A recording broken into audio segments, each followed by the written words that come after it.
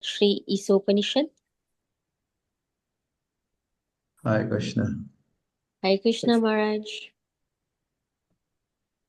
Okay, thank you so much, Anangamanjari Mataji and Anju Mataji, for this introduction. And okay, Hare Krishna. Hare So I'd Krishna like to, Maharaj. Yeah. how many candidates student we have normally for this? How many are attending? Anju? We have 19 right now who has Yes, joined the this has been class. yes, this has been the number of the past few weeks. We've had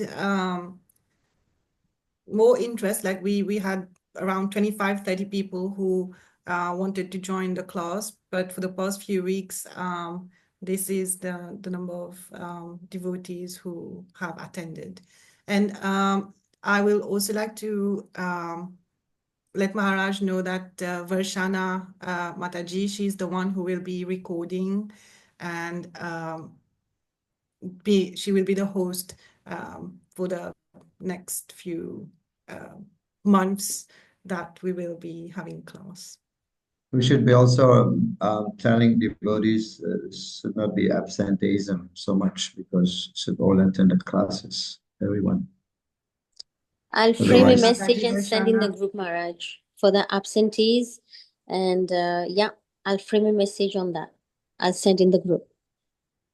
And Mataji Varshana has been tracking the attendance as well. yeah, those who Right. are absent should tell, should inform you that they are able to attend some different reason, valid reason, but they also come to the class every time they give the Yeah, classes. Maharaj. I'll frame a message and I'll put it in the group concerning the absence. Good. Thank you. Yes. Yes, Maharaj, you can start the class. Hi, Krishna, all devotees, all the students. Krishna Maharaj. Hare Krishna Maharaj. Hare Krishna Maharaj. Hari Om. Om Ajnanatimirandasya Jnananjana Salakaya Chakshurunmilitam Yena Tasmai Shri Gurave Namaha. Nama Om Vishnu Padaya Krishna Pristaya Bhutale Srimate Bhakti Vedanta Swami Niti Namine Namaste Saraswate Deve Gauravani Pracharine Nirvisesa Sunyavadi Pasachadi Satarine Jai Shri Krishna Chaitanya Prabhu Nityananda Shri Advaita Gadadhar Shivasadi Gaura Bhakta Vrinda Hare Krishna Krishna Krishna Hare Hare Hare Rama Rama Rama Hare. Hare Krishna, everyone. So, would like to welcome you all to our Bhakti Shastri 2025 course and Sri Isopanisad. We're beginning with Sri Isopanisad. This is the second book. And yes, in regard to my way of teaching I will be also asking you to read, to speak, and also I'm going to be writing the notes because speaking, you may also forget about it, but you have to take notes also. I'll be speaking, I'll also be giving the notes while speaking, and you have to take the notes. And at the end, I would also want you to ask questions, or else you can also tell what did you like the best, what did you like the most in this chapter, your realization, and just a few points. So yes, this is Upanishad. And let me share the page. Yeah. So here the word Isor means Isa. And you know Isa means Ishwar, right? Ishwar means controller. So this is the Iso. It become Iso in that book, but it is Isha. Isha means Ishwar, and Ishwar means controller, right? So normally it is Iso and then Upanishad. So when you bring them together, the O and the U is called Sandhi. Oh, sorry, it is Isa. Yeah, Isa and Upanishad. So in Sanskrit, when there is Sandhi, so the A and the U become O. Like Dhamma Udara. Dhamma Udara. So A and U is combined, become O, it becomes Damodara. Right? So this is Isha and Upanishad. It become Isopanishad. Yeah.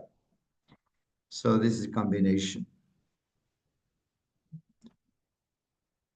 And Upanishad means, sorry, Upanishad mean to sit closely. To sit closely. Upa means closely. To sit, Nishad means to sit closely. To sit closely to whom? To sit closely to the spiritual master. Because his knowledge of the Vedas is confidential. So when something is confidential, so we have to sit closely, sitting very closely to the spiritual master, and the spiritual master will deliver knowledge. So normally there are 4 Vedas, right? 4 Vedas. The original Vedic literature. The 4 Vedas, the original, the 4 Vedas, what are they? Anybody can mention? Yes, Maharaj. Yeah. Rigved, Samved, Atharvaved, and then I've forgotten. Rigved, Samved, Yajurved, Atharvaved. Atharvaved and then Yajur. Yes. These are the 4 original Vedic literatures. Veda, the 4 Vedas, right? These are the 4 Vedas. So, and then each Veda is divided into 4 parts, right? They are called Samhita, the Samhitas, the Brahmana,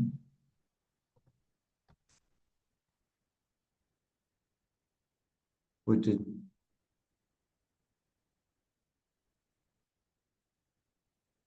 and then the third one is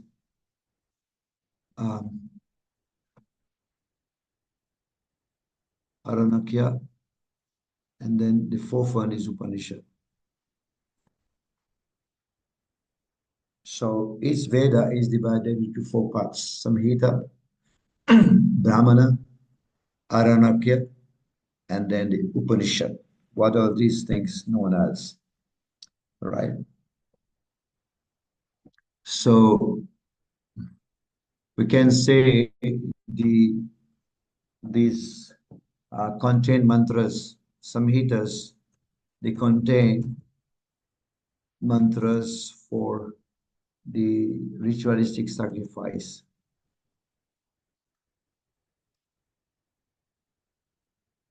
Right?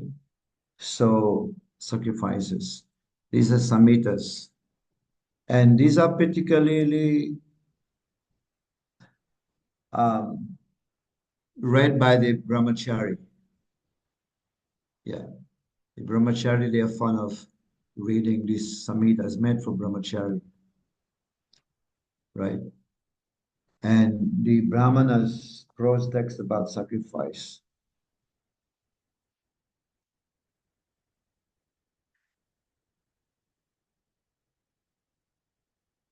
So this prose text about sacrifices, and this also for the grihastas mostly. We can say they are for the grihastas, right? And this one is for the mostly for the brahmacharis.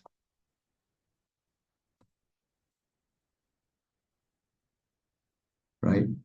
So, and then we have Aranakya. And the word Aranakya we can follow. Aranakya means forest.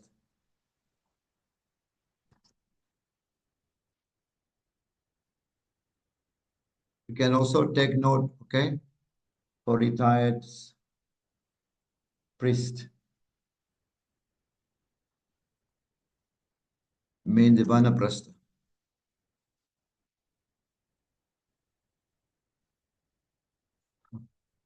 Prastha. Yes. So, and then the Upanishad. Aranakya means those who retired went to go to the forest. Aranakya, leaving the city for the peaceful forest.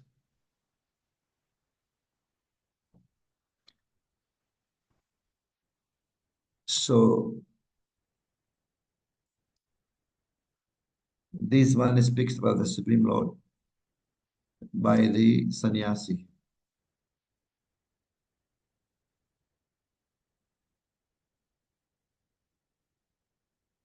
Yeah, mostly read by sannyasis. They point to the Supreme Lord, explaining about the Supreme Lord and read by this. So we have the Brahmachari, Samhita, Grihastha, the Brahmana, Aranakya, teaching for the retired priest, Vanaprastha, and then Upanishad, the Supreme Lord, sannyasi. Right? So, and there are many, the Bhagavatam, Srimad Bhagavatam,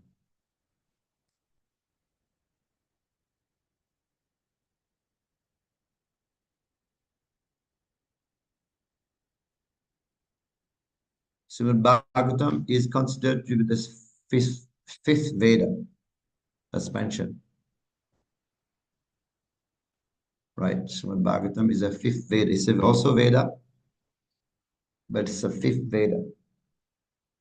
So the Puranas, so the Bhagavad Gita also is considered to be the fifth Vedas, right? Now there is something called the Shruti and then Smriti. What is Shruti and Smriti? You should know that. It's important. The Shrutis are the Vedas. Upanishad, these are the Shruti. Why they are called Shruti? Shruti means hearing. So the Vedas, they were heard. They were not spoken by the acharyas. It was heard directly, right? Shruti means hearing, to be heard. Oh, heard. It was heard. Shruti means hearing. The Brahmaji heard the Vedas.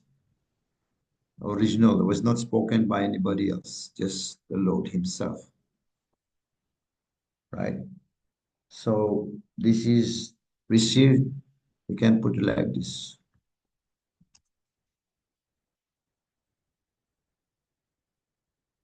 Receives through hearing.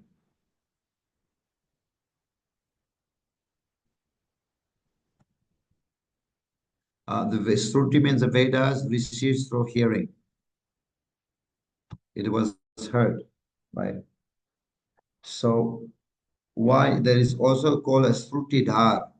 Shrutidhar means those people who can only hear, they can remember all life, right? They can retain the mind, right? The Vedas were heard, and people in the past they call Shrutidhar. There was no written, it was not written book.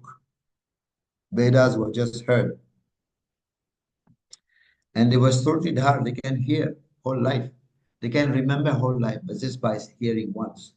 But in Kali Yuga, this is not possible, right? So yeah. So this Isopanisad, uh, I'm going to explain later what is the meaning of Shruti and Smriti, the difference, right?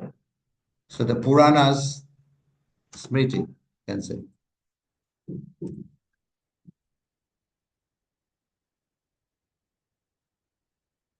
Yeah. So the Puranas, Smriti are called, the Puranas are called Smriti, uh, to be remembered.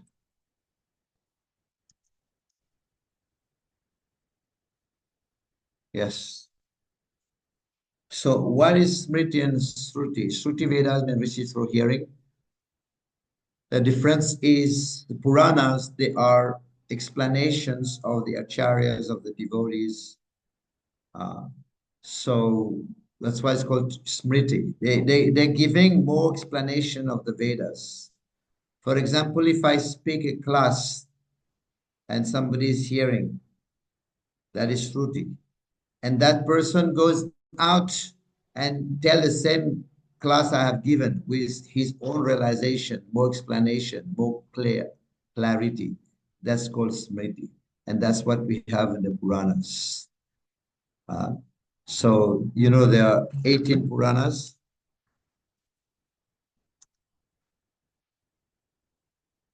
Yes, six Puranas found teach about the mode of goodness. Six Puranas teach about the mode of passion. And six Puranas speaks about the modes of goodness, right? Goodness, passion, ignorance. Yeah. So, um, and this Isopanisad was revealed to Yajnavalkya,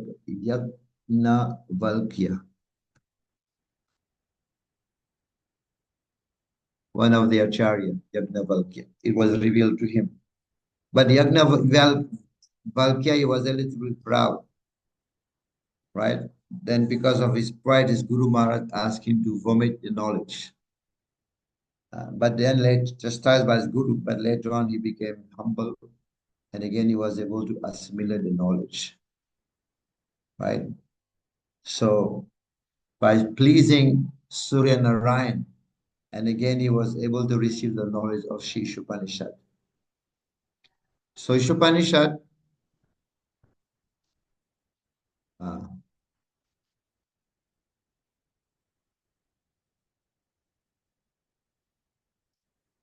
belongs to the Yajurveda. Yeah. Sri Isopanishad belongs to the Yajurveda. Yes. It means Yajurveda is thing that is what is in Yajurveda.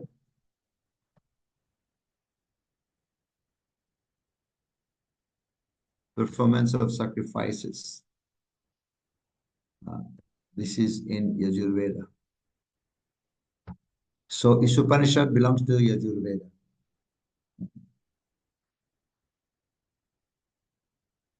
Of course, all Vedas include Upanishad. I've said already, all Vedas include Upanishad. There are many Upanishad. But this Sri Upanishad, this is Sri here. Yeah, Sri Upanishad belongs to the Yajurveda. Right? So, but this Isopanisad is a kind of sense of Prabhupada wrote only one Upanishad. He translated one Upanishad because this gives is a sense of, in a sense of Prabhupada's scholarship. If you read the Isopanisad, you will find it's a bit more scholarly, it's more philosophy, it's more tattva. There's no pastime. There's no pastime in the Vedas. And especially Isopanisad, also there is no pastime. It's just philosophy, scholarship, scholarly. So that gives a sense of scholarship to Prabhupada. So how Prabhupada presented his book is very scholarly and practical, right?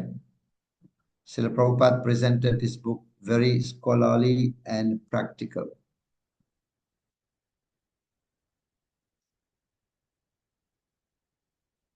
Right? How Prabhupada presented this book.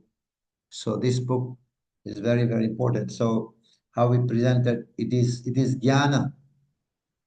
This book is jnana, mostly jnana. So there's no pastime. It's mostly jnana.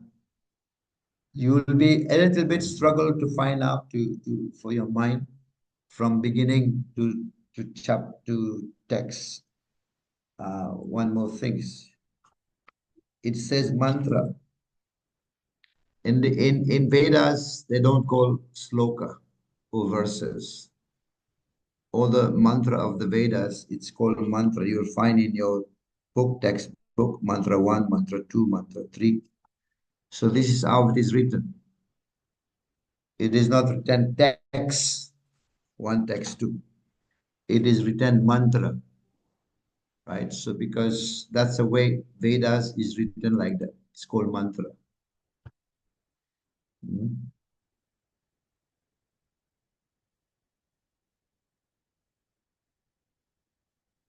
Called mantra. Mantra 1, mantra 2, mantra 3, like that. Cool. That's the way Vedas is written, right? Mantra. So it's mostly jnana. Will be struggling a little bit from text 1 to 14. It's a jnani presentation.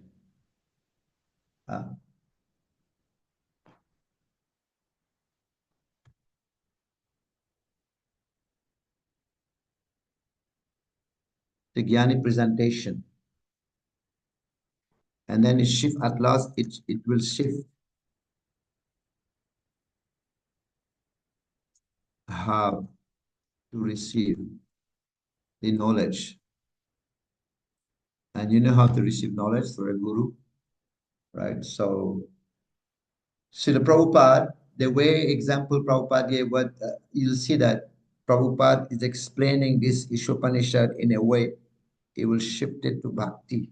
Why is Prabhupada getting so much knowledge, right? So where does Prabhupada get all these ideas? And it brings this book into the personality of Godhead. Because Vedas is written in an impersonal way. But you will find out how Prabhupada is transforming it. Presentation, shifted to how to receive knowledge, and then bring it back to personalism. And sometimes you will find Prabhupada is adding Krishna, where there is no Krishna in the purport, in the verses, in the slok, in the mantra. So somebody may say, here, Prabhupada, you're putting Krishna. Why? In the translation. Prabhupada said, I can see Krishna there. You don't see. You cannot see. So Prabhupada he connects everything. So this is Srila Prabhupada.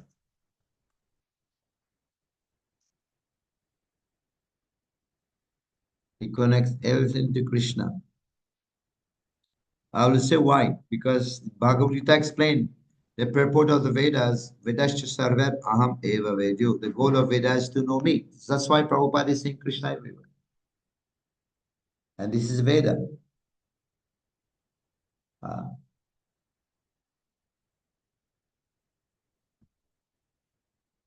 Of the Vedas, I am to be known.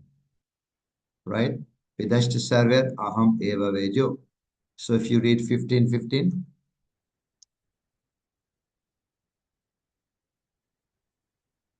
15:15, yeah. So of the Vedas, I am to be known. This is what Prabhupada can see. He can see Krishna everywhere in Bhagavad Gita. And of the Vedas, I am to be known. Krishna is already saying, of the Vedas, Veda is meant not to know everything else except Krishna. You can know many things from the Vedas. You can learn mathematics, you can learn science, you can learn account, you can learn so many things. But that's not the goal. The goal is to know Krishna. Right? So the expertise of the Acharya. Srila Prabhupada translated his book according to conclusion.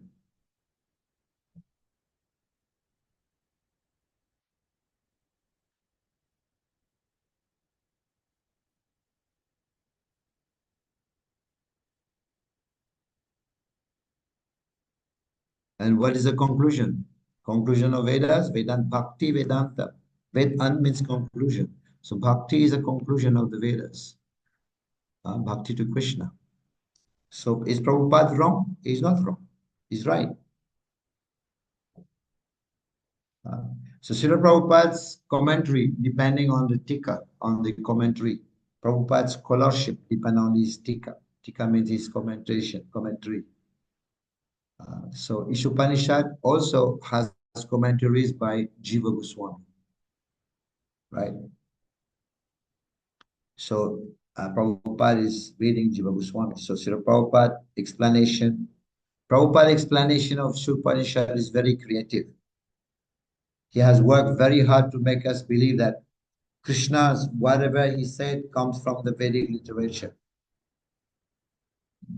So this is why Isopanisad has become the basis of the Bhakti Shastri, right? So yeah, Bhakti Shastri. So this Isopanisad reveals mostly the Supreme Personality of Godhead.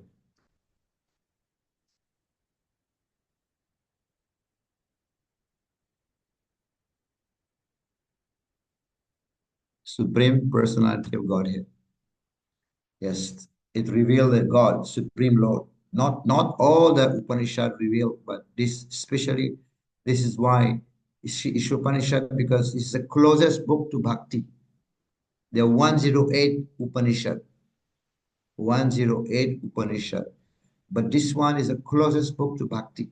That's why Prabhupada has translated this one. So it reveals the Supreme Personality of Godhead. Isopanisad reveal the Lord, and then it's the path of surrender also is there. It gives faith, more faith, and also give knowledge. So reveal the Lord,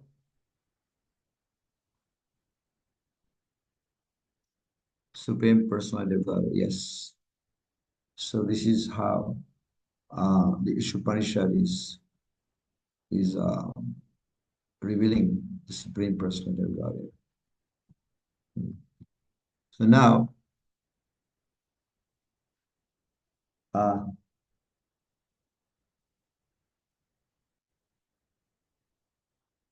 the smriti definitely has to be based on Shruti also. Shruti, the Supreme Lord, hearing from the Supreme Lord, it cannot be different. Shruti and Smriti should be the same. It cannot be different, right? So this is a point here. And you will find the Om Purnamada, this invocation. The invocation Om Purnamada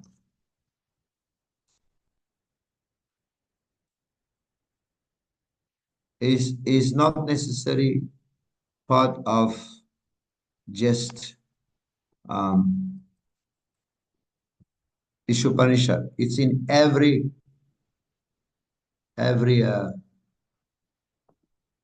in every Upanishad. This special this invocation, the Om Purnamada Purnamidam, the first invocation, is not necessary part of Isopanisad. It's in all Upanishad, the invocation. It's kind of Mangalachara. So it's not part of issue. It's not part of Isopanisad. So Isopanisad begin with mantra 1. But this one, Om Purnamada, is found.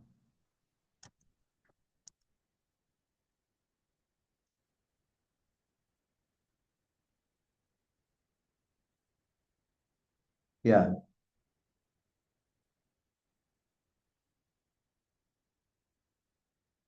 This is a Mangalacharan. In every, when you do some prayers, you have to have Mangalacharan prayer book. So, but it is a Mangalacharan. This found in every Upanishad. This Om Purnamada is found in every Upanishad. It just perfectly fitting in every Upanishad, right? So, sometime Isha means Lord Shiva. Isha also means Mahesh, because he's above all demigods. Isha also means Narayan, right? So Upanishad, 2 words I've said already, means sit closely to the spiritual master. Why do we have to sit closely? Because that reveals the nature of the books. It reveals the confidential. Sit closely with the spiritual master, right? But if you read the Gopala,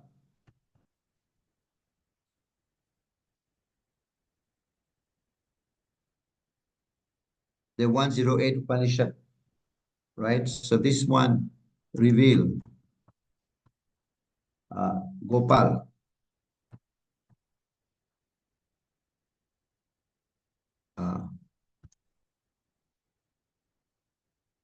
Gopala Tapani Upanishad reveal Gopal is the Supreme Lord, right? So, yeah. The Mahaprabhu was preached when we want confidential knowledge, we have to sit closely to the Guru, right? So from this book, from the Upanishad,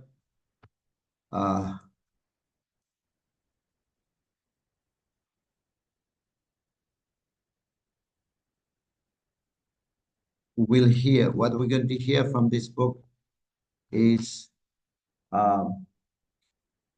Om, the Supreme Personality of Godhead.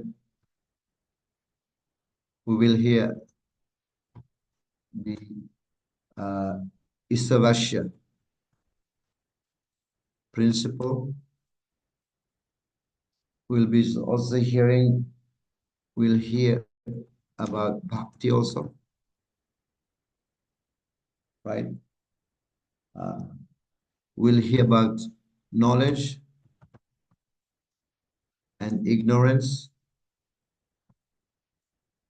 We will also be hearing establishing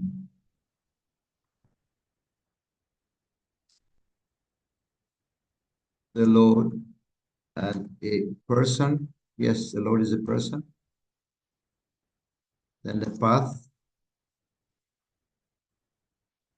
of surrender. So this is what we're going to hear from Sri Upanishad. Om is the Supreme Lord.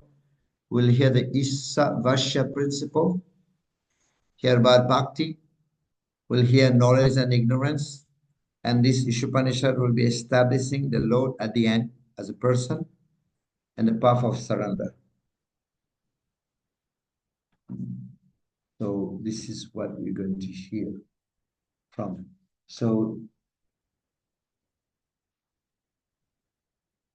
one is not an acharya.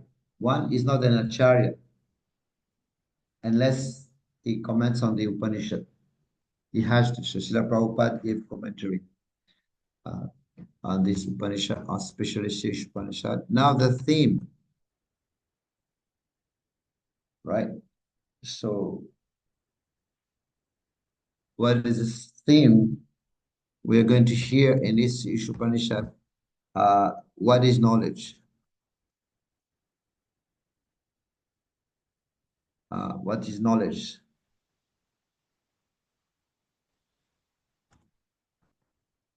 Absolute truth, right? The nature of the living entities. What is the nature of the jiva, of the living entities?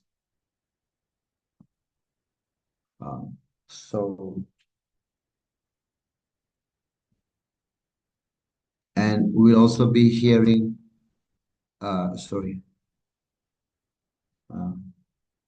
gradual process from Karma Yoga,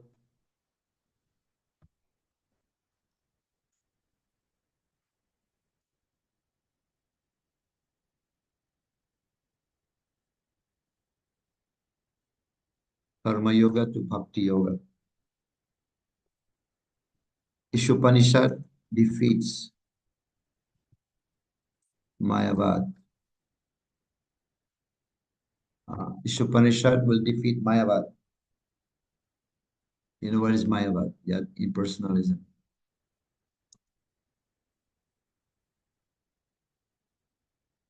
Yes.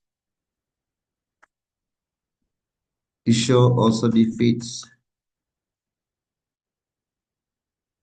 materialism. We'll see that also. Also, the Isopanisad defeat materialism. Isopanisad rejects demigod worship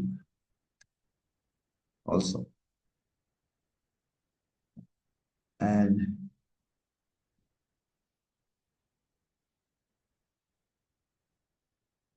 sorry.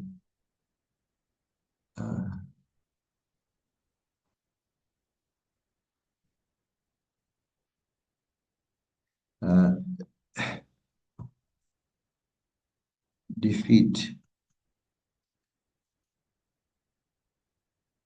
welfare work.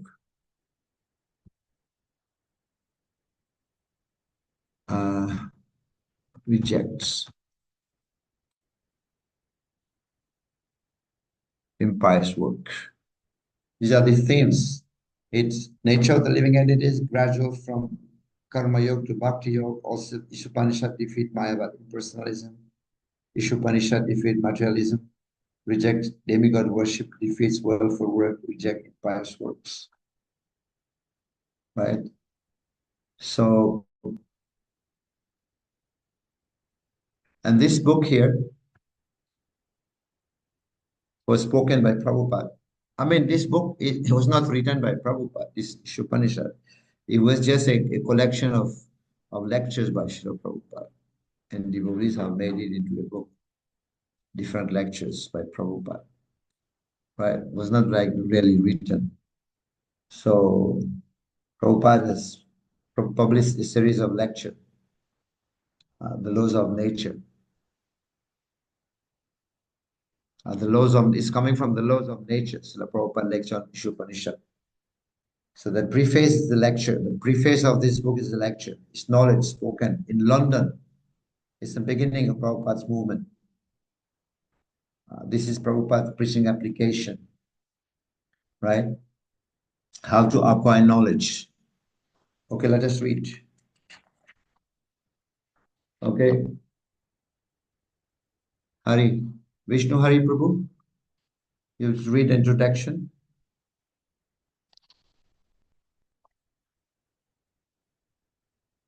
Hari Bol. Vishnu Hari Prabhu is not there. Hare Krishna. That's some beginning was there. Okay, Gopal, Yes, Maharaj. you can read. Introduction. Introduction. Teachings of the Vedas, delivered as a lecture by His Divine Grace A.C. Bhaktivedanta Swami Prabhupada on October 6, 1969, at Conway Hall, London, England. Ladies and gentlemen, today's subject matter is the teachings of the Vedas. What are the Vedas? The Sanskrit verbal root of Veda can be interpreted variously, but the purport is finally one. Veda means knowledge. Any knowledge you accept is Veda. For the teachings of the Vedas are the original knowledge. In the conditioned state, our knowledge is subjected to many deficiencies. The difference between a conditioned soul and a liberated soul is that the conditioned soul has four kinds of defects. The first defect is that he must commit mistakes. For example, in our country, Mahatma Gandhi was considered to be a very great personality, but he committed many mistakes. Even at the last stage of his life, his assistant warned Mahatma Gandhi, don't go to the New Delhi meeting. I have some friends and I have heard there is danger. But he did not hear. He persisted in going and was killed. Even great personalities like Mahatma Gandhi, President Kennedy, there are so many of them make mistakes. To err is human. This is one defect of the conditioned soul. Another Go defect, on. another defect is to be illusioned. Illusion means to accept something which is not. Maya. Maya means what is not. Everyone is accepting the body as a self. If I ask you what you are, you will say, I am Mr. John, I am a rich man, I am this, I am that. All these are bodily identifications, but you are not this body. This is illusion. The third defect is the cheating propensity. Everyone, Wait. Gopal, wait. Want Narayan Prabhu, please continue. Third and fourth. Narayan. yes, sir. The third defect is cheating propensity. Everyone has the propensity to cheat others. Although the person is fool number one, he poses himself as very intelligent.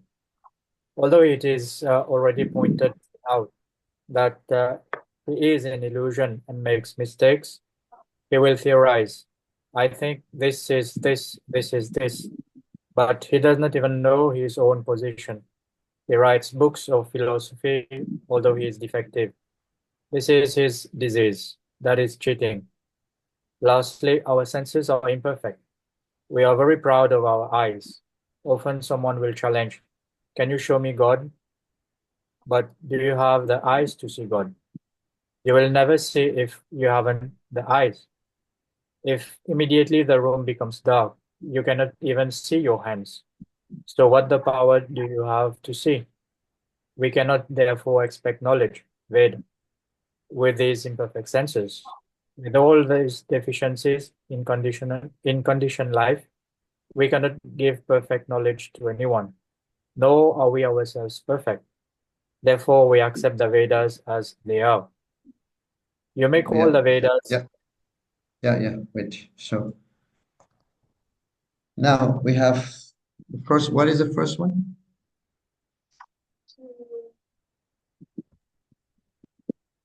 Commit Propensity to mistake. commit mistake.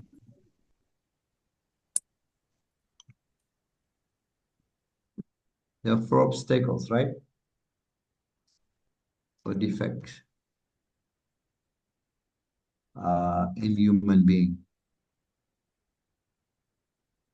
What are they? What's the first one? We commit mistake. Commit mistake. In the book is mistake, right? Yes. You commit mistake, yeah. And what is the example Prabhupada is giving? Mahatma Gandhi. He was requested by his servants not to go to a meeting in Delhi, but he went. So he was killed. Human, wrong judgments. Right? Yeah. He was asked, you know what happened?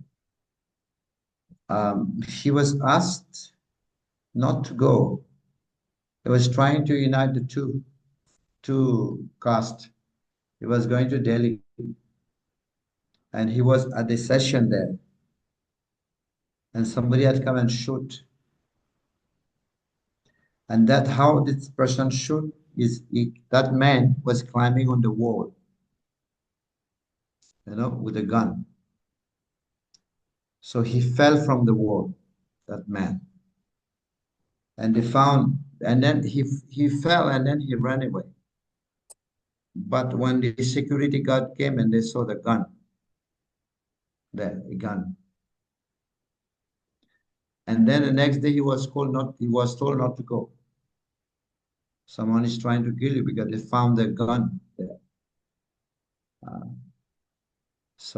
But he decided to go. That's why Prabhupada said he made a mistake.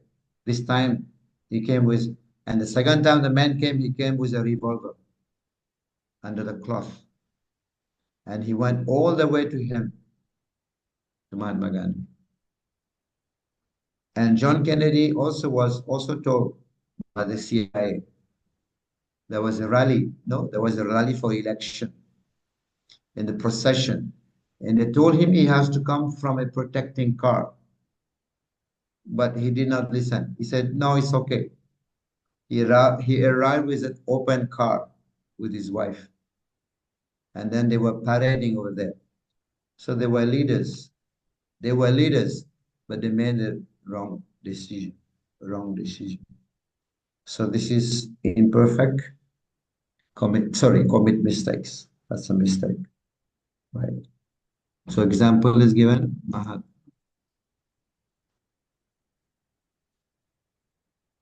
And also Kennedy. Okay, what's the next one? Number 2. Illusion. Number 2 is?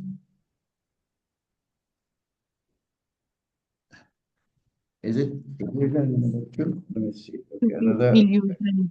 Yes. Illusion. What is about illusion? What happened? Identification. Leaves the body.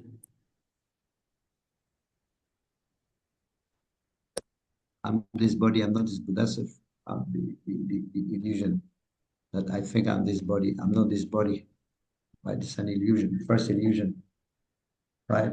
So if you ask a mirror who's the most beautiful, you're the most beautiful. we do abhishek every day with our body, ornaments, dresses. We go out and propagate this myself, my body, my gross body, we have a body, right? But the soul, this body, the soul, this is Maya, right? So this is the third one. Cheating propensity.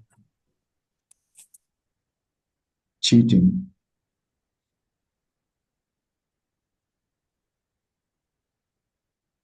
Cheating propensity. So what is cheating propensity? What happened?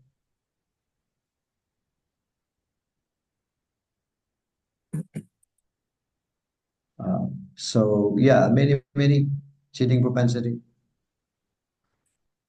If we write books on knowledge based on cheating, then teacher is a cheater and reliable. We can read, So if you read teacher, if you take it the same teacher, same letters, is made cheater, right? So cheater, one who relies on the senses. So we read the Darwin's theory, right? Darwin, yeah, transmigration, transmissions. This is defective knowledge, right? So because we receive defective knowledge and then we transmit defective knowledge. We know that we don't know, but still we want to share that knowledge to people, instruct people. So when cheating is good, right? Even sometimes during exams also, we also cheat, right? Student cheat. I don't want my Bhakti Shastri student to cheat. So, so yes. So this is a cheating propensity. And what is the fourth one? Imperfect senses. Imperfect. Yes, these are imperfect senses. That's there also, because what is the size of the sun according to our senses? It's like a small coin, but it's not that one. It is bigger. So our senses are imperfect. So how can we understand the Lord with imperfect senses, right? So even the cat can see in the night. Cat can see. Their eyes are fluorescent. They can see. The eagle can see 1 kilometers away. So it is developed in different animals also. In human, all senses are developed. Yes, we have all senses developed, but certain sound we cannot hear. Dogs can follow track by smelling, but our senses are limited. Power of senses do not come from ourselves, come from demigods, right, to be able to see. So one broke out from his uh, boyfriend, girlfriend, they broke out. So the world is not beautiful, but it is the same world, that the politician, they are there. So it doesn't depend on our senses. So because senses depend on many factors also. For the eyes to see depends on the light. So sometimes we are proud. We ask people, we ask devotees, show me God, show me God. We are proud of our eyes. But the eyes depend on light to be able to see. I say seeing is believing. That is wrong. Because as soon as the light goes off, goes down, we cannot see. It is unreliable. We see the sun as small, but the sun is huge and gigantic. Atom we cannot see. A small particle we cannot see. We cannot see the air, X-rays, the waves. We cannot see our eyes lit. We can't see the mind. We can't see the soul. We can't see different colors. And animals see more colors than human being. Some animal can hear a different range. Scientists know our senses are imperfect, right? So this is the trust machine. Nowadays, they trust the machines, not the eyes. The pilots are forbidden. Pilots in the flight, they are forbidden to trust the senses. They trust the machine because they are forbidden to trust the eyes. How far is the ground? How far the ground and they can land. They are not allowed to depend on the senses. They are only allowed to trust the machine, right? So how far is the ground? The sensors make misjudgment, and then there will be air crash, right? So the radar is used to see the plane. So that's why, because our senses are imperfect. So yeah, these are the points here mentioned in Isopanisad. Now, if you continue that book, same book here,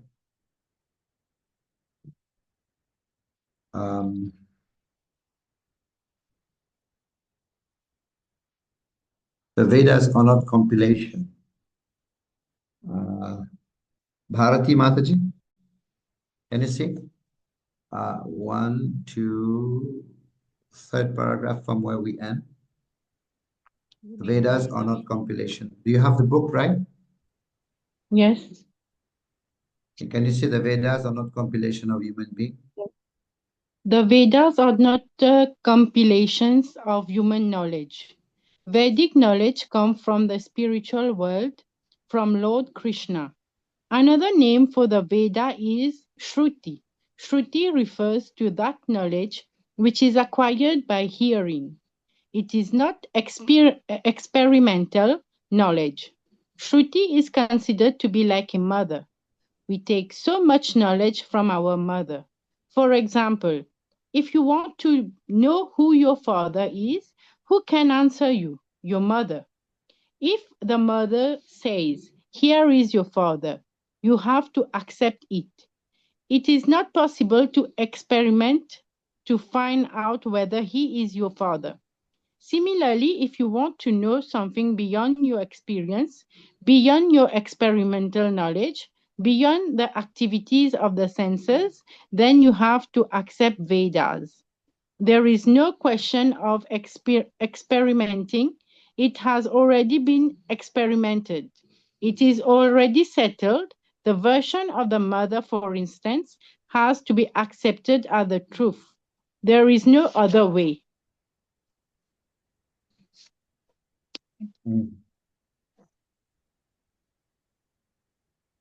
Okay. Ask also Navina Madhupati Prabhu. Continue.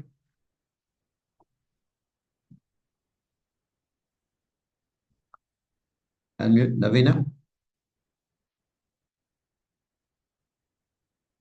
What happened? Yeah. Navina Madhupati Prabhu, read, continue. Unmute. Yes, Maharaj, sorry. I was having some trouble. The Vedas considered to be the mother.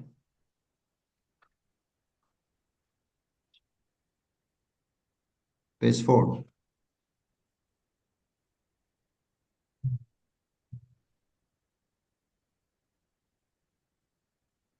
Are you following? Are you there? No, I was not there, Prabhu. Maharaj, sorry for that. Or you should follow. Okay, Divya. Yes, Maharaj. Continue. Continue. The Vedas. Vedas are considered to be the mother, and Brahma is called the grandfather, the forefather, because he was the first to be instructed in the Vedic knowledge. In the beginning, the first living creature was Brahma. He received this Vedic knowledge and imparted it to Narad and other disciples and sons, and they also distributed it to their disciples. In this way, the Vedic knowledge comes down by disciplic succession. It is also confirmed in the Bhagavad Gita that Vedic knowledge is understood in this way. If you make experimental endeavor, you come to the same conclusion. But just to save time, you should accept if you want to know who your father is and if you accept your mother as the authority, then whatever she says can be accepted without argument. There are three kinds of evidence: pratyak, pratyaksh, anumana, and sabda. Pratyaksh means direct evidence. Direct evidence is not very good because our senses are not perfect. We are seeing the sun daily, and it appears to us just like a small disk, but it is actually far, far larger than many planets. Of what value is this seeing? Therefore, we have to read books. Then we can understand about the sun. So direct experience is not perfect. Then there is anumana, inductive knowledge. It may be like this. Hypothesis, for instance, though Darwin's theory say it may be like this, it may be like that, but that is not science. That is a suggestion and it is also not perfect. But if you receive the knowledge from the authoritative sources, that is perfect. If you receive a program guide from the radio station authorities, you accept it. You don't deny it. You don't have to make an experiment because it is received from the authoritative sources. Okay, I thank you. continue. So, thank you very much. So, what is the characteristic of this knowledge? So, knowledge should be sabda prama, should be hearing, sabda prama. Characteristic of knowledge, it is timeless. Knowledge is infallible. Knowledge, real knowledge, Vedic knowledge is sabda prama, timeless, it is infallible. Never, it is axiomatic.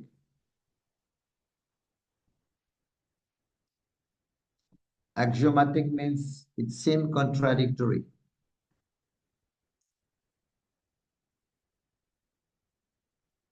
But it is not contradictory. For example, cow dung. Cow dung is stool of animal. But stool of animal is contaminated. But cow dung in Shastra it is said it is pure. So that's why it's called axiomatic. Seems contradictory. You know? Because axiom means establishing the truth. There's no change. So divine, it is divine. Right? So yeah. It is apurusaya. Apurusaya means it is not man-made. Purusha means man, purush, right? It is apurusha, it is not man-made. It is divine. It is sound of Narayan. It is also original. These are some of characteristic of Vedic knowledge, right? Yeah, we can say it is universal.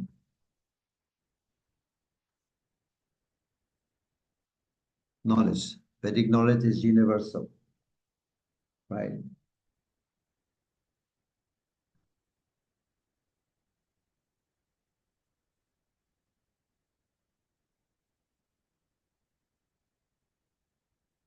So it's a mother. Vedic knowledge is a mother who tells you who is your real father, right? It is also Shruti.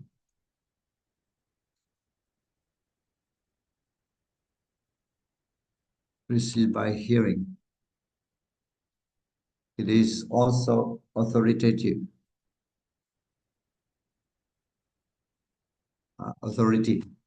Vedic knowledge is authoritative. Veda says Krishna is God. Veda says Krishna is God, so it's authoritative. It's logic. So, yeah, this is logic. And also, one more. There are many things which is hard to believe, but it's beyond our understanding, right, from the Vedas.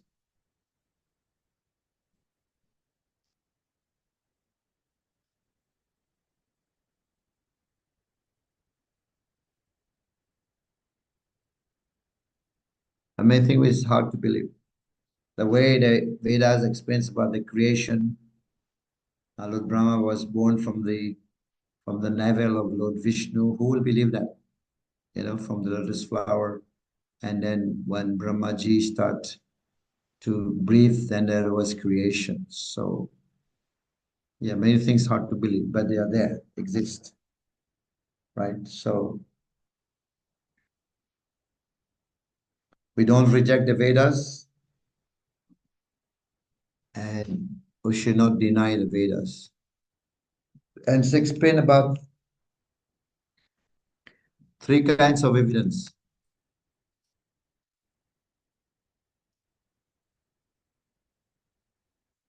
We have just said, what is the first one? Mataji was reading. Protection. Protection Praman. Then Anuman. Anuman Praman. And then the third one, Anumana.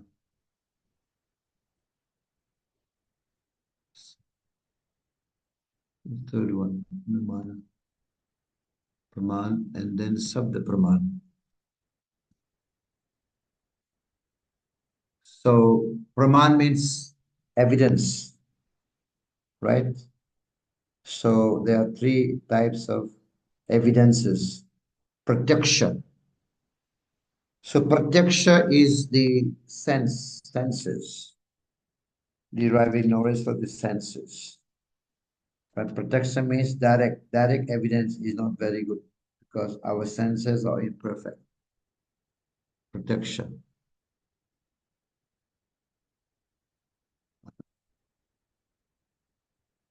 So direct.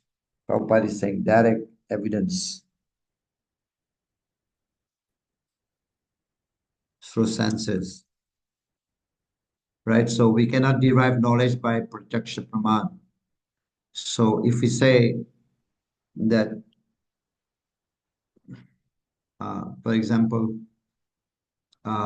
if we say that, the sun is like a coin, but this is through direct senses, we are giving evidence, praman, but that's not correct. This is wrong. It's not the best way.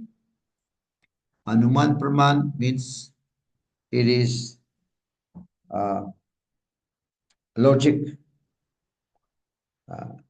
So through logic, we cannot say logic because logic is not always perfect.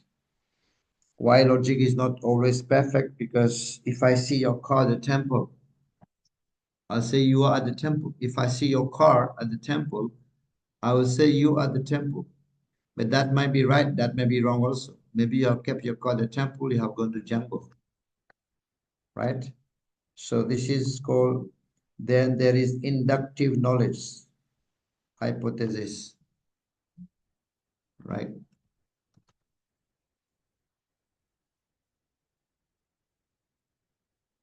So this is called hypothesis. Prabhupada is saying hypothesis. This may be like this, maybe like that. Hypothesis, yeah. Maybe like this, maybe like that.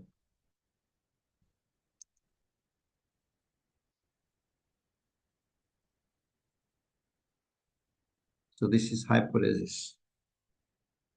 And Srila Prabhupada is giving one example of Darwin, right?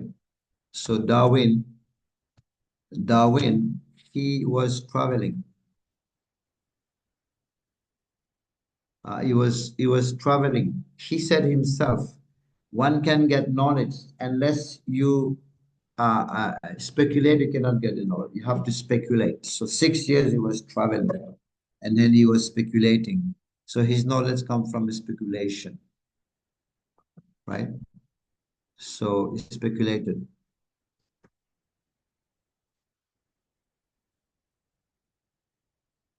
So he said himself 6 years he was traveling, and that's why he got this the evolution, the theory of evolution, that man comes from apes.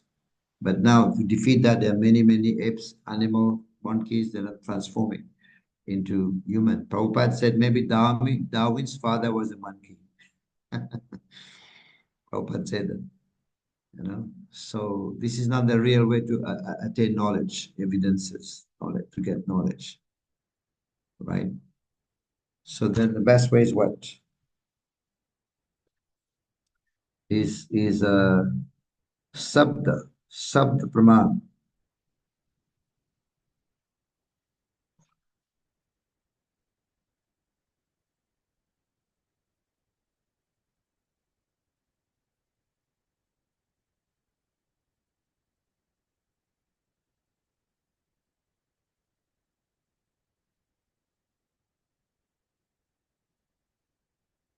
Knowledge has to be received through oral reception. Right? So this is oral reception. These Vedas, the books are telling us. So we have to believe in that. Hearing. All what we do in ISKCON is hearing. Sravanam, the first process is Sravanam. Sravanam means hearing. Hearing is the first process. Is the first item in Navavidha Bhakti. So we have to hear. Sabda means sound. The sound from Gurudev, the sound from the devotees. That's what we do. Even when we go to college, school for 20 years, we have been hearing mostly. We are looking at the teacher, but we are hearing from the teacher. And we are being transported all over the world just by hearing. Even when we go to classes, we hear. So hearing is the best way to achieve real knowledge, right? So this is why this is perfect. Perfect.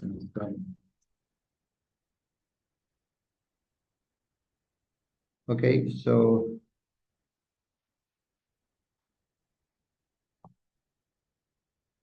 one more thing is that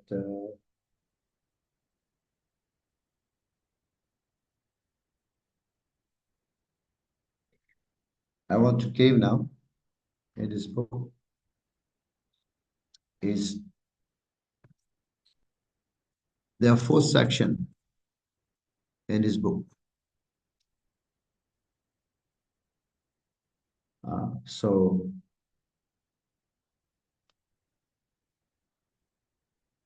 from mantra 1 to mantra 3. So mantra 1 and 2, mantra 3, the laws of nature.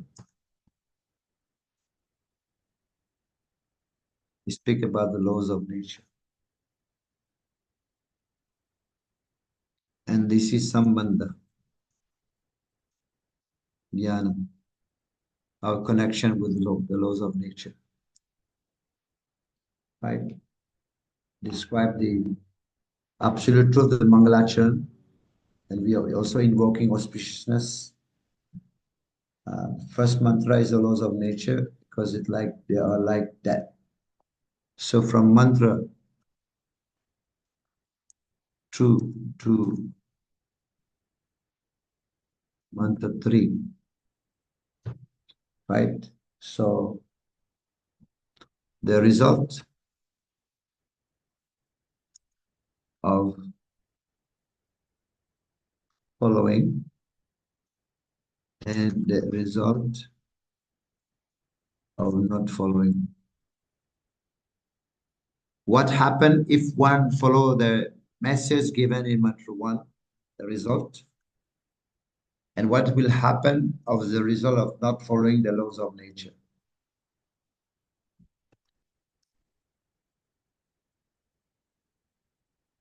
Right?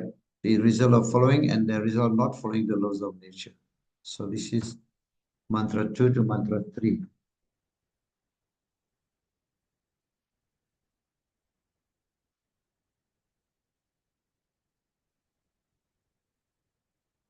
So this is the first section, right? This is the first section here in the book. So now we'll go to the second section.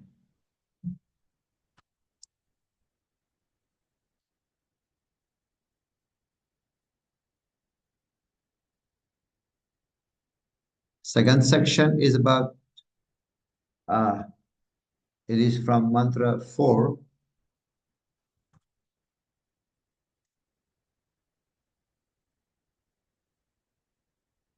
mantra 8, right? The vision and nature of a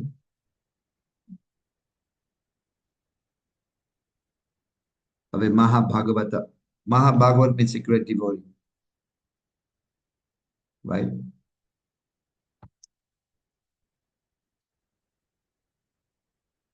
How he sees God and the world.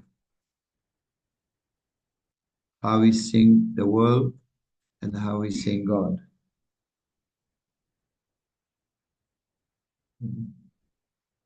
So he has realized God. How he sees the world. He has realized God.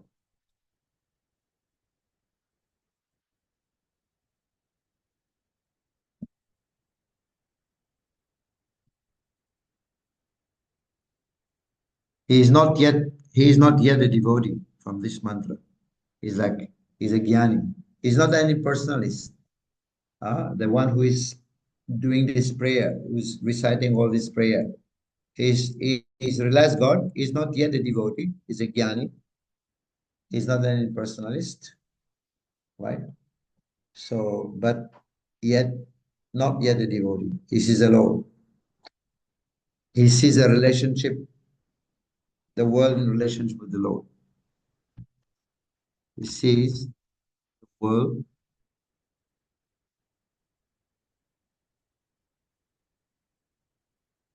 with the Lord, right? The person will see the world in relation to the Lord. Now, section third. Section. This is important. Oh. Third section. This speaks about, this is from mantra 9. Mantra 9 to mantra 14. Right. So this will be the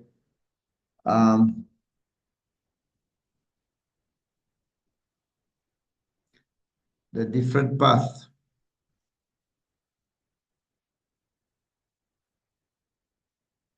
A different path leading to the absolute and relative truth. Right. So mantra 9 to mantra 14, a different path leading to the absolute and relative truth. So there is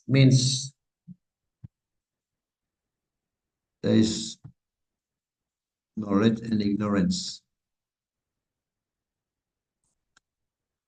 We'll read that later. Talks about knowledge and ignorance. What is knowledge? What is true knowledge? What is so-called knowledge?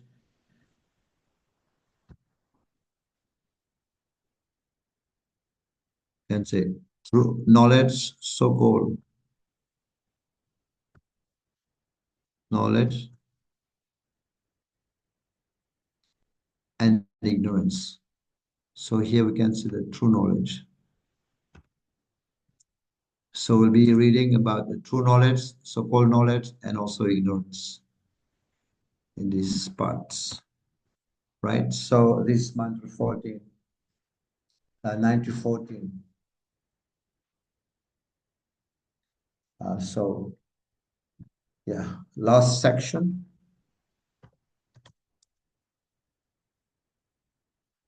This is the fourth section.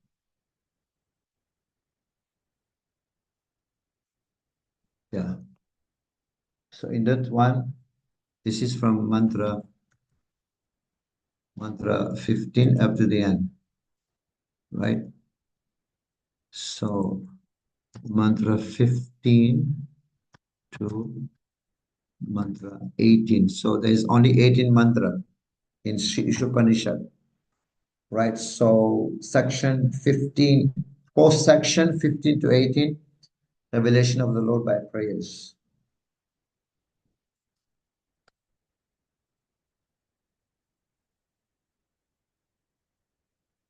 and you will see that person is going to pray to the Lord, right? So dealing with sacrifices, and they are like that. So this will be a happy landing, happy ending. You will see. We struggle to hear all the words from beginning to 14. Many words, Jnani, Upanishadic way of describing God. This is not the way we used to hear. We used to hear about Krishna is playing the flute, dhoti, yellow dhoti, his beautiful eyes, beautiful face, his pastime, Nam, Gun, Rup, Lila. But here in Isopanisad, we will not hear that. You know, we will be hearing more academic, not academic, but Jnani Tattva, knowledge about God, description of God. Of course, Gita also is called Gita Upanishad. Bhagavad Gita is also, sometimes Bhagavad Gita describe God in that way, different ways like this. So this is here, the truth happened by prayer. Prayer means submission. Why prayer? Prayer means submission, right? Means bhakti.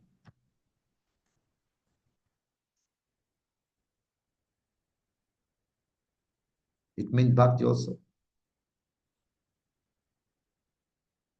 Because Shravanam, Kirtanam, Smaranam, Vandanam. Vandanam is praise, bhakti. Right? So, very nice. Yes. Is there any question up to here?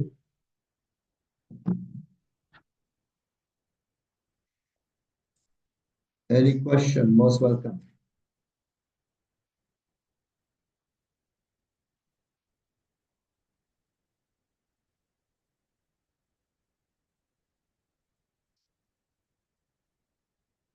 Asking question is a sign of intelligence. Anybody has question up to here? Feel free to ask.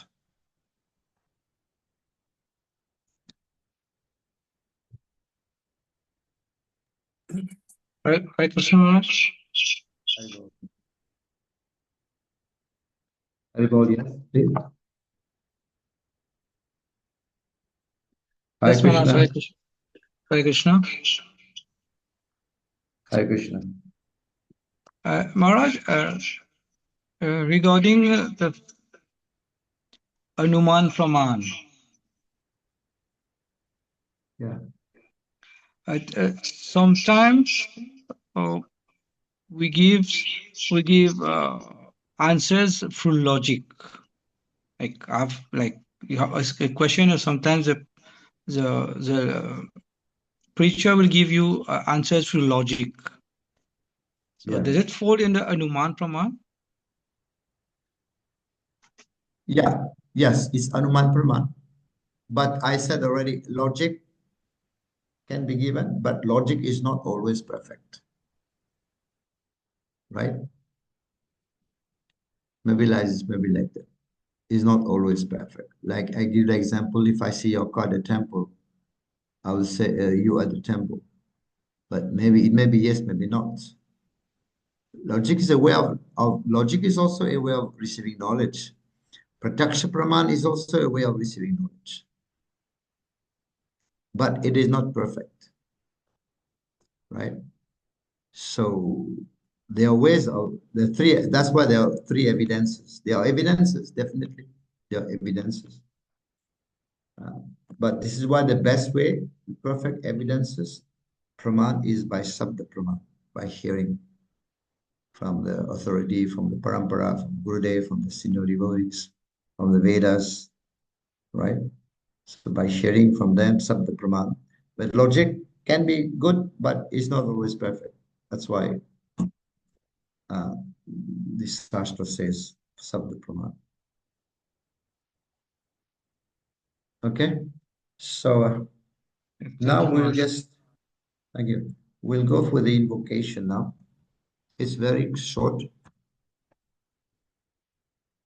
We can do that. Okay, Vishnu Hari, please read the translation. Om Purnamada Purnamidam Purnat Purnamudachyate Purnasya Purnamadhaya Purnameva Vashishyate. Translation. The personality of Godhead is perfect and complete. And because he is completely perfect, all emanations from him, such as this phenomenal world, are perfectly equipped as a complete whole.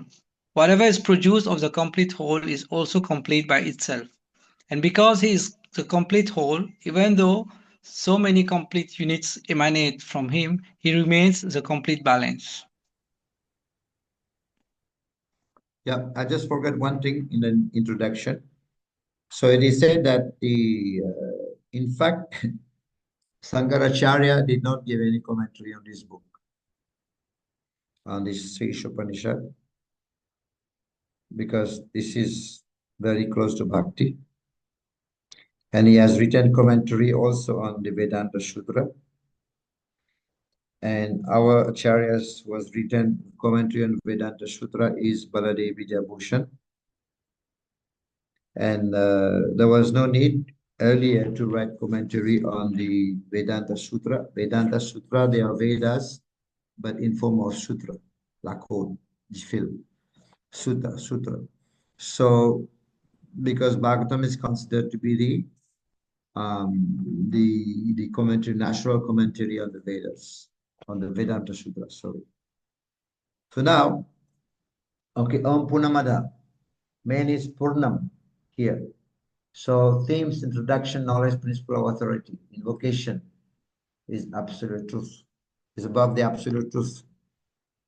This is Mangalacharan.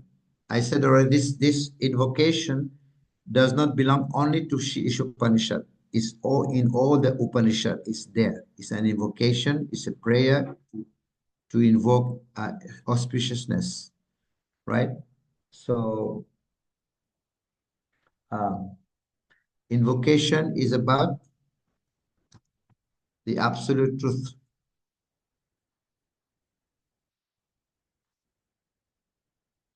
Right? So it is about the absolute main. This is the main point here in Isopanisad, that the main point is Purnam, means complete, right? It is complete. The Lord is complete in everything. Complete, Purnamada. So what do we understand from this verse? This verse is a little bit mysterious, yes? It's very intrigued. How many times the word Purnam has been mentioned? Anybody? How many times the word Purnam?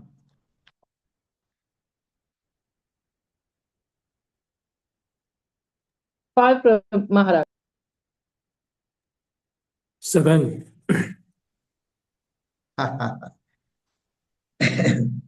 Some is saying 5, some is saying 7. I mean, the verbs also, like you can Purnam, Purnam, Purnamada, Purnamidam, Purnat, Purnam. That's also Purnam. Purnasya, Purnam, Purnam. How many times? 7 times. 1, 2, 3, 4, 5, 6, 7 times. Yes. 7 times it mentions. Right? So what are the different aspects of completeness?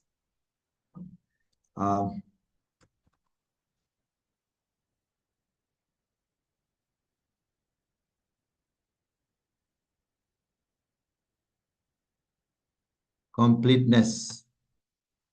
Okay. You have to speak. What is a completeness? Who is complete? What is complete here? First, who is complete in that verse? The personality of God. Godhead.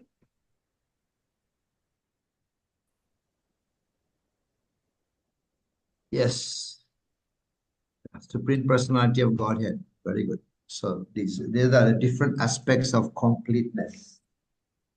This absolute truth. Prabhupada is translating. Remember, how is Prabhupada translating Om?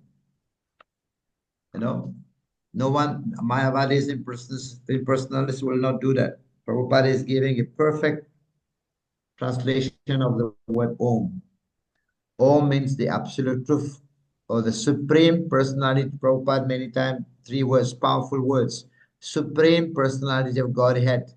So if Mayavadi will read that, he will say, Swamiji, why is personality mentioned here? Look at the translation, personality of Godhead. And at time Prabhupada would say, God is Godhead. But one not God is not enough, because there are many gods. We also part of God. But then he says Supreme God, because he's supreme. And not only that, he added a third word, personality. So God is a person. But this is Prabhupada's translation. Impersonalists will not translate like that. So where is personality? So what is the second? What are the more complete things in mentioned in that verse? What is complete? As what else is complete? All his emanations.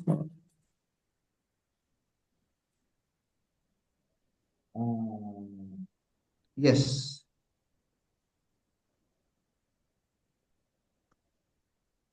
The emanation from the Lord is also complete. Yes. All the emanation. Just a minute. Yes.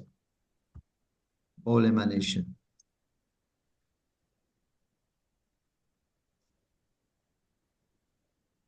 All the emanation are complete. Yes, they're also complete. All the emanation, what comes from the Lord, everything comes from the Lord, they're also complete.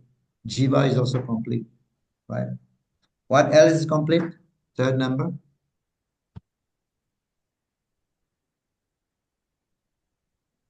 What about the material world?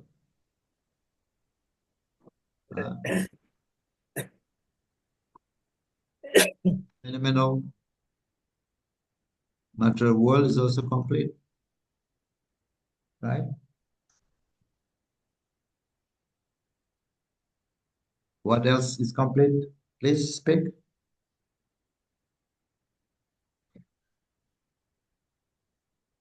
Anyway, I think we have to read it and we'll understand. Okay. If we read and the purport, then we'll understand. All right, we'll ask the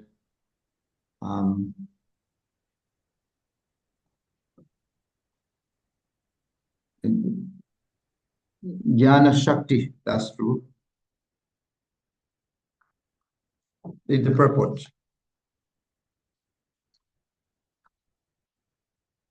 Unmute. Yes. Purport. Yes. The complete whole or the supreme absolute truth is a complete personality of Godhead. Impersonal Brahman forms as incomplete realization of the absolute truth complete, and so also does a conception of Paramatma, the super soul. The supreme personality of Godhead is Saksit Ananda Vigraha. Impersonal Brahman realization is a realization of his Sat or eternity aspect, and Paramatman, supersoul realization, is a realization of his Sat and Chit, eternity and knowledge aspects. But realization of the supreme of the personality of Godhead is realization of all the transcendental features, Saksit and Ananda or bliss. In the personal concept, this is realized in a complete form, Vigraha. And so the complete whole is not formless. If he is formless, or if he is less than his creation in any other thing, he cannot be complete. The complete whole must have everything, both within our experience and beyond our experience. Otherwise, he cannot be complete. Okay, thank you. Thank you. Thank you, Maharaj. Bhagavati Mataji. I continue.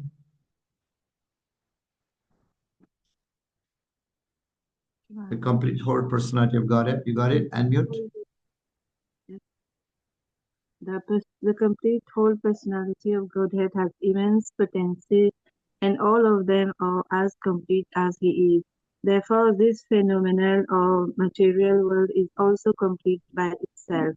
The 24 elements of which this material universe is a temporary manifestation or completely adjusted to produce complete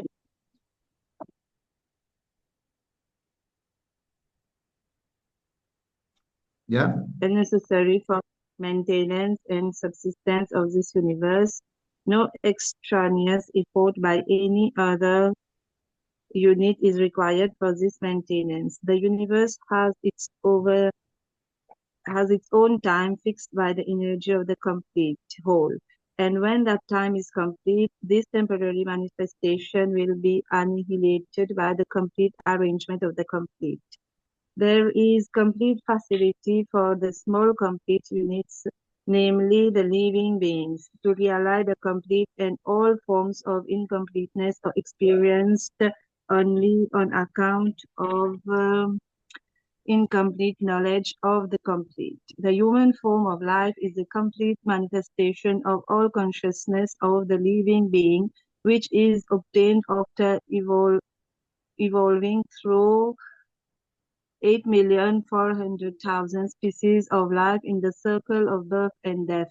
If a human being does not realize his completeness within the complete in this life of full consciousness, he loses the chance of realizing his completeness and is put again into the cycle of evolution by the law of material nature. Thank you. Thank you, Because Mataji. we do not. Mataji, thank you. Kripalu, Mataji. Kripalu, Sachi. Because we do not know that there is a complete arrangement in nature for our maintenance, we make efforts to utilize the resources of nature to create a so-called complete life of enjoyment. Because the living entity cannot enjoy the life of the senses without being devoted with the complete whole, the misleading life of sense enjoyment is illusion. The hand of a body is complete unit only as long as it is attached to the complete body. When the hand is severed from the body, it may appear like a hand, but it actually has none of the potencies of a hand. Similarly, living beings are part and parcel of the complete whole, and if they are severed from the complete whole, the illusionary representation of completeness cannot fully satisfy them. The completeness of human life can be realized only when one engages in the service of the complete whole. All services in this world, whether social, political, communal, international, or even interplanetary, will remain incomplete until they are devoted with the complete whole. When everything is devoted with the complete whole, the attached parts and parcels also become complete in themselves. I would request, can she see my book? This book? Should all of Yes. this book. Sachi, you were talking from this book? Yes, actually, I got this copy from Mayapur. Listen. I don't know if it's the same. But I would request this one, the blue one. Showing now here. Okay. Sure. Some book they are a bit different, but it's the same message, but it would be nice if we have all the same book. Yes, Marge. Okay. So now my next point, what is complete? We're talking about the Supreme Lord is complete. Yes. All the emanation are complete. What else is complete? The fine material world is also complete. Right? What else is complete? Living entities is also complete. And the jiva is also complete. There is a complete arrangement in nature. Right? Anything more complete, you can read from the book. What else is complete? These are the different aspects of completeness. Living entity is also complete. Anything that comes from the Lord, even a small portion come from the Lord, that is also complete. There is complete arrangement in nature. Right? Our relationship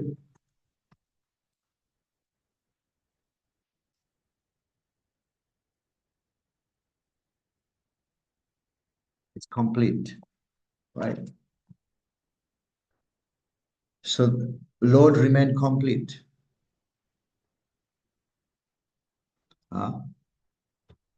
So Lord remained complete even after emanation.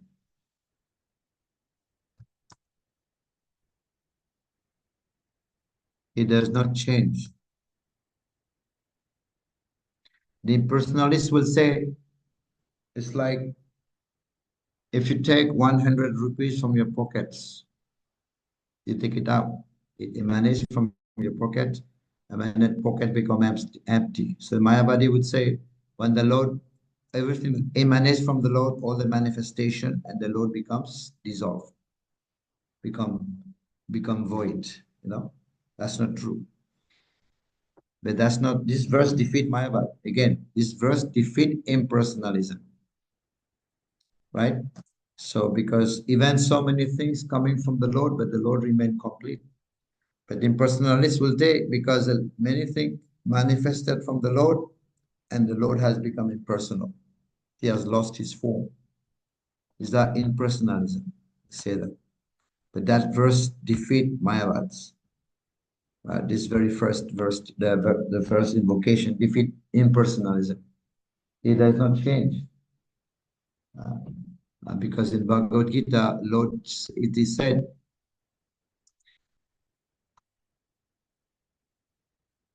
Lord is unchangeable.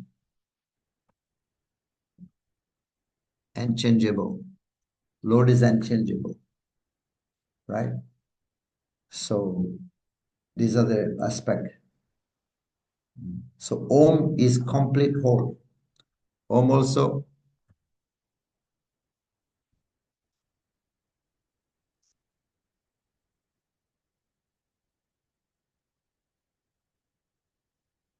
Om is a Lord.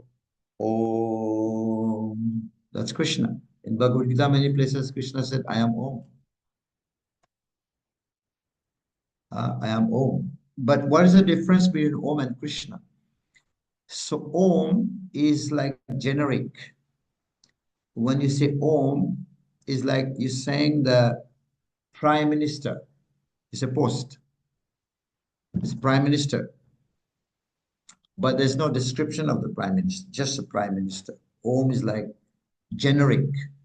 It's just a Prime Minister. But who is him? We don't know. There's no description of his detail. So, like for example, if I take the name of somebody, Prime Minister Modi, just by saying the name of Modi's name, and many description come. He's got white hair, white beard, wearing chasma, is always doing like that, holding his folding hand, blue shirt. So just by calling the name, out the name, we get so many details. So this is why the names of the Lord Mahamantra give more details. From the names come the Nam, the Gun, the Rup, and the Leela. Everything comes from the name. But if you say Om, which is also God, which is also Krishna, but Om is an impersonal aspect of God. Right? Om. In Om, there is no Nama, Gun, Rup, Leela. But in Hare Krishna, Om exists already. In the word Hare Krishna, in the names of the Lord, Om exists. But in Om, there is no Nam, Gun, Rup, Leela. It is generic, but still, it's representation of God, right? Generic. So that's the difference. So this is why Prabhupada here is describing the supreme personality of Godhead, the personality of Godhead. Somebody asked Swamiji, why do you find personality? Because in personalists, they don't accept personality. They say God has no personality. So this is Prabhupada's speciality. Srila Prabhupada said, this is my speciality. I can see. So Prabhupada translating all his books according to conclusion. So in Bhagavad Gita, when Krishna is in Bhagavad Gita, said 7-8 Bhagavad Gita. Pranava Sarva Vedesu. Krishna is saying Pranava Sarva Vedesu. Pranav is Om. That's Krishna. I am that Om, Krishna is saying. Right? So we'll find that many people have read Bhagavad Gita, chapter 6 especially. Only chapter 6 they have read. Some become attached to yoga. Some become attached to welfare activities. Some become attached to social work. But here is the mood and mission of Prabhupada. So he's speaking about how this address to the Supreme Lord Om is Krishna in sound, right? So this impersonal sound of Krishna is Om. I've said already, Sankaracharya did not connect himself to this book. He did not give any commentary, right? So, as Prabhupada is giving the real understanding. Krishna contain Om Pitaham Ashajagato Mata Data Pitamaha Vedyam Pavitram Omkar from Bhagavad Gita. Riksama Yajur Evacha. Pitaham Ashajagato. I'm the father. Mata Data Pitamaha. I'm the mother. I'm the grandfather. Vedyam Pravitam Pavitram. Is Vedas, is also Omkar. Is from Bhagavad Gita. Riksama Yajur Evacha. Right? Krishna is everything. And Prabhupada is saying, if the Lord does not have form, if the Lord cannot have form, then he is less. How can he be God? If he cannot have a form, then is God is less than God. Right? If Lord does not have a form, he is also less. How form comes from form? Right? The forms come from the form. Complete means it's complete in everything. He must be having a form. If he's complete, he must have a form. How can we have a form? God cannot have a form. It means that we are greater than God. If we have a form and God cannot have a form, right? So he's less than. So, of course, if the yogis, they will chant Omkar, they'll go to Brahma Jyoti. Yogis chanting Omkar, they will go to Brahma Jyoti. Brahma Jyoti is a place in the spiritual sky. There's only lights of Krishna. That's where the impersonalists go. And the yogis also go there. Those who chant Om only, they go to the Brahma Jyoti, but there's only light. There's no seva, no prasad, nothing, just like impersonalists go there. But if somebody chanting Om, devotee chant, or anybody chanting Om, remember Krishna, then he will go to Golokdham. He can go back to Godhead. He chant Om, but at the same time understand that Om is Krishna, remembering Krishna, then he can go back to Godhead. He can go to the spiritual world, back to Godhead.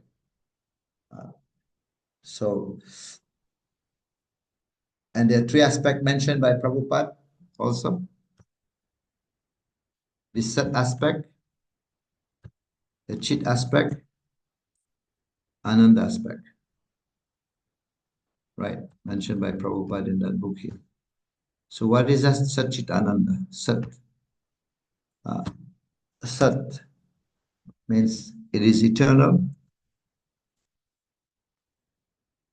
and that's the Brahma Jyoti, yes.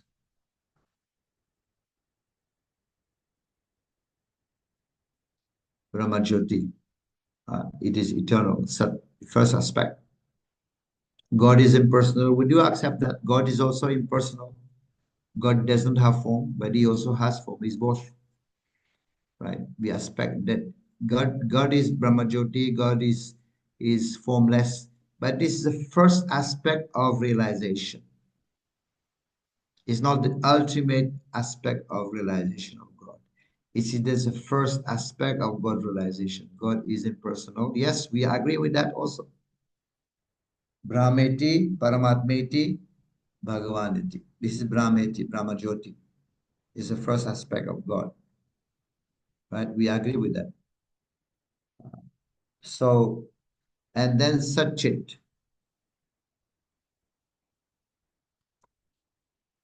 This is the second aspect. Satchit means it is full of knowledge.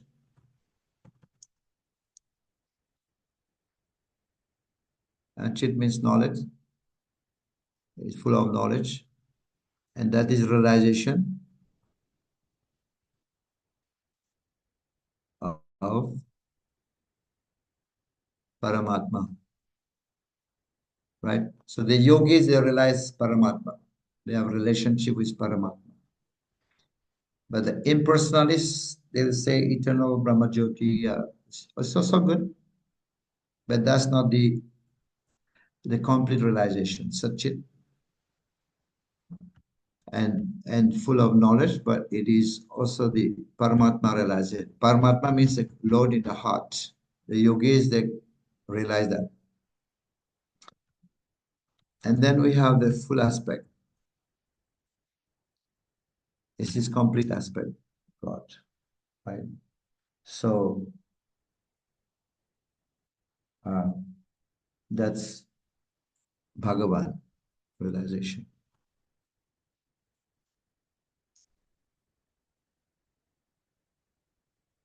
Right? But the Vigraha has been added by the devotees. Not only Satchit, but it is Satchit Ananda Vigraha. Vigraha means form. The Lord has a form. Vigraha. So this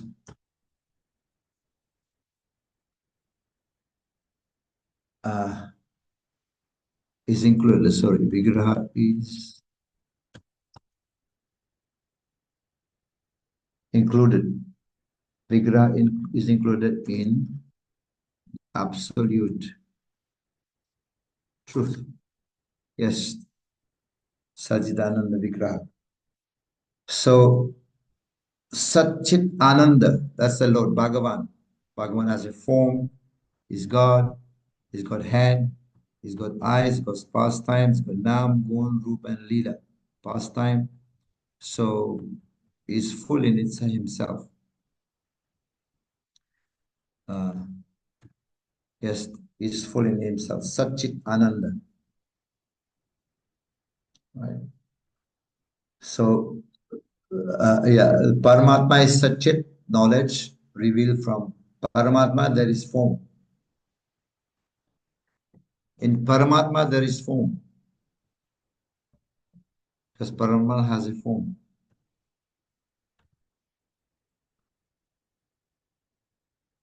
Yes, Paramatma is a form.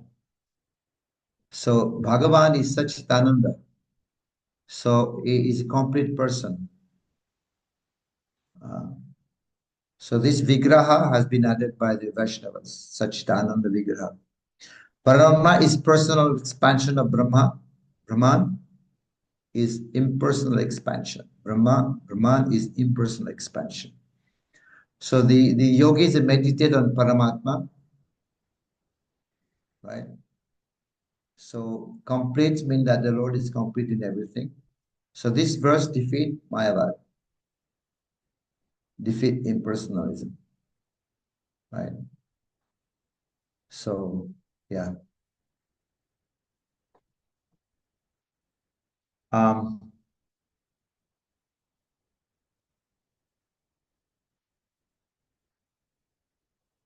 Okay. Any question here?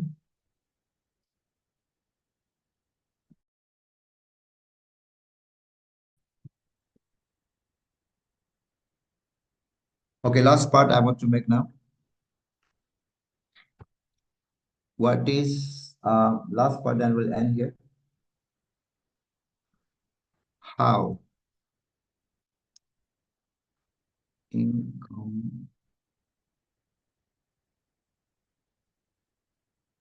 anybody want to say when there is incompleteness from the book? Anyone? What is When we're not incompleteness? connected with the complete. Yes, the incompleteness manifests, and then we experience incompleteness. So Living entity is complete. Living entity is complete, but when he's complete, his consciousness is complete. When we remain in devotional in devotional service, then we are complete. So what did he say, Prabhuji? Hare Krishna. When we're not connected with a complete.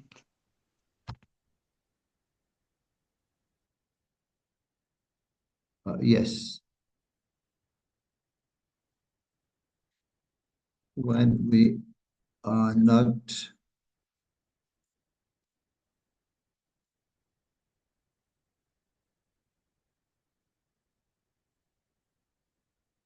an example.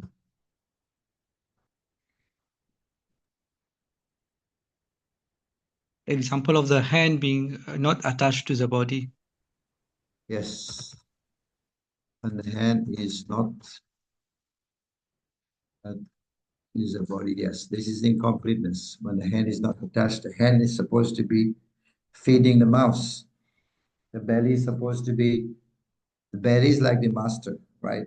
The feet works, the ear listen, they all works and feed the belly. It's supposed to be serving the whole. The unit's supposed to be serving the whole. If they don't serve the belly, then they won't give any energy. Right? So he's complete in relation to Krishna. And then what is the result? There is also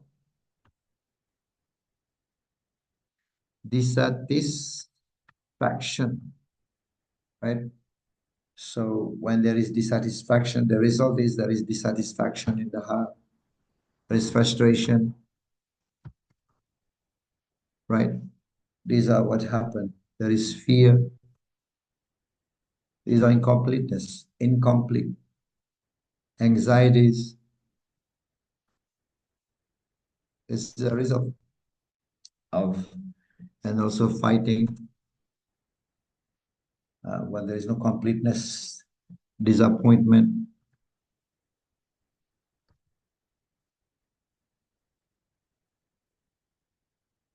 Disappointment, right? So loneliness. So because why there is loneliness?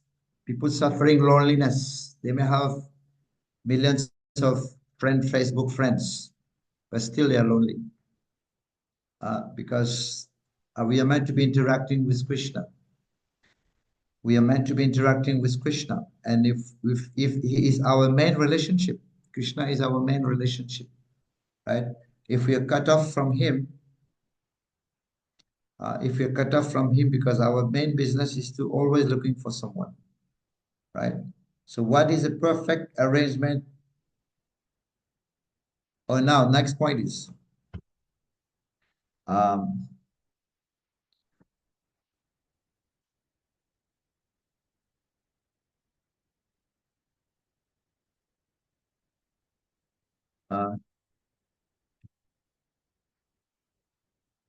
now you speak.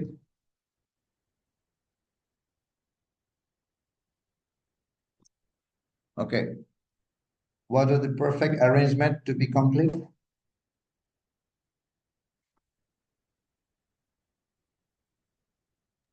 What do we do? Engage the service as a complete.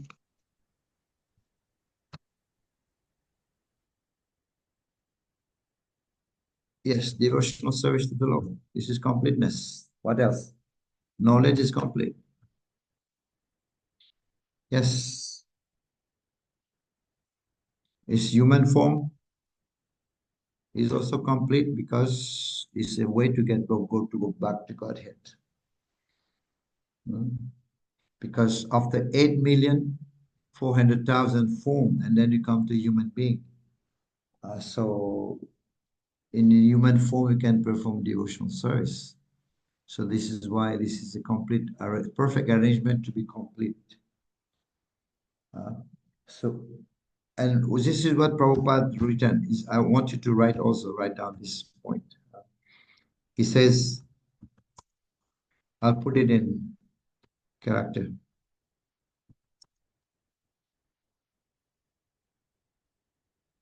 completeness, all form of completeness, all forms of incompleteness express. No, all form of incompleteness. All form of incompleteness. This is from the book, Our Experience.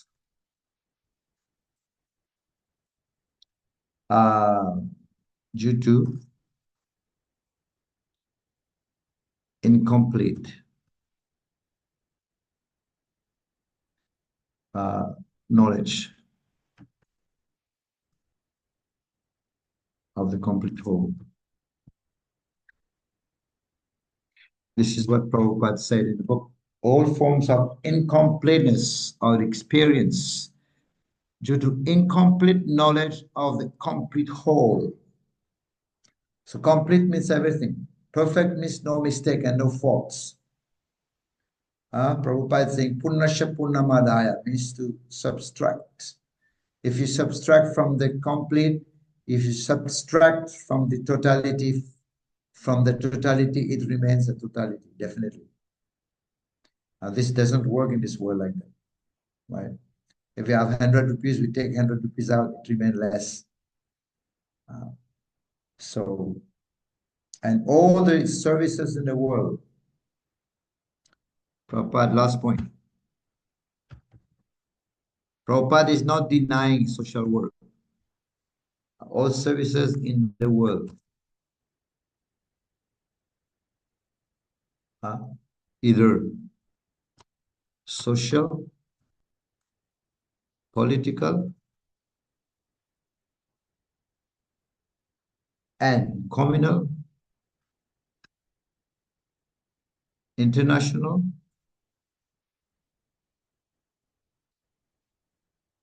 interplanetary also, Prabhupada mentioned. Interplanetary as well. What happened? Remaining complete. They remain incomplete, right? Until they are dovetailed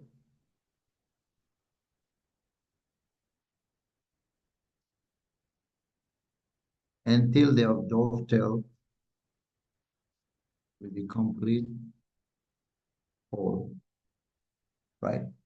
Prabhupada said, this is spiritual mathematics, right? So, if you read the verse again, the Supreme Person of Godhead is perfect and complete, and because he is completely perfect, all emanation from him, such as this phenomenal world, are completely equipped as a complete whole. Whatever is produced of the complete whole is also complete by itself. And because he is a complete whole, even though so many complete units emanate from him, he remains a complete balance. Okay, Hare Krishna. So I've taken a little bit more time from you. Sorry for that. It's just 15 minutes more. This is for today's. If any question or any comments, maybe this is something that I do also at the end normally. Today it was a bit longer. Anyone want to say something which he likes, which strikes him or her, that you like, you love about what Prabhupada is saying? You are most welcome to say some point, some commentary, anything. I know all the points are good, but you may say something that strikes you. Hare Krishna Maharaj. Haribol. Yes, what struck me the most is that Srila Prabhupada, in the very first line, he establishes the supremacy of Krishna. The very first line itself. Yes, very good. Very good. So the absolute truth is a person, no? Yeah, very good. Thank you. Any other devotee want to say something? Any point, simple points, whatever. I wanted to speak. Yeah. Yes, Haribol. In the beginning, you said that the Veda is written in an impersonal way. But even though the Veda is written in an impersonal way, so Prabhupada adds Krishna, who is a supreme personality of Godhead, in that. So it is quite Yeah. amazing. Yes. Sure, definitely. If good point, because there was a discussion in Bhakti Thakur Jaiva Dharma. Jaiva Dharma is a dialogue like Bhagavad Gita, Krishna mentioned. But Jaiva Dharma is also in dialogue form, question answer. So the question was asked by one devotee, which part of the Vedas defeat Mayavad? And the answer was the whole Veda defeat Mayavad. Yes, you have to read, we have to understand. But that require the purports, the explanation of a very expert devotee. Prabhupada is so expert, because Vedashta Sarva Aham Eva Vijayo. Both of Vedas are to be known. That's defeated. That verse 15:15 from Bhagavad Gita, 15.15, defeat the whole Mayavad. Of the Vedas I am to be known. That's true. Not right, Prabhu? Yes, Maharaj, just wanted to add the personal realization of doing yajna, where at the end where we have the Purnahuti. So even the yajna is complete when we put the Purnahuti, and we have to recite this mantra also, just to give importance to the mantra. Yeah. So your priests that remind you, right? So yeah, that's good to keep completeness to the yajna. And even if there is something incomplete, then begging for forgiveness, right? So this mantra is recited at the end. Thank you very much. Anybody else want to say something? Anything? Please speak up. Which attracts you? Any points you have written already in your book? Anyone else? Yes. Maharaj, I would say, Prabhupada, we can say he is philosophical scientist like this, just to compare in our words. Yes, yes, we can say that because they say that unless you make commentary on the Upanishad, you're not a scholar. That's what the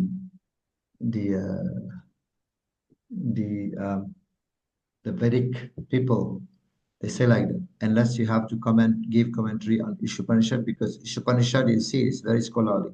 It's very tattva. It's knowledge tattva. It's knowledge. It's not pastime. It's not sentimental. So Prabhupada, it gave Prabhupada's sense of scholarship. Prabhupada, the way he translated, the way he speaks about this Isopanisad. Yes, very good point. Anyone else? Or one more person can speak, then we'll end.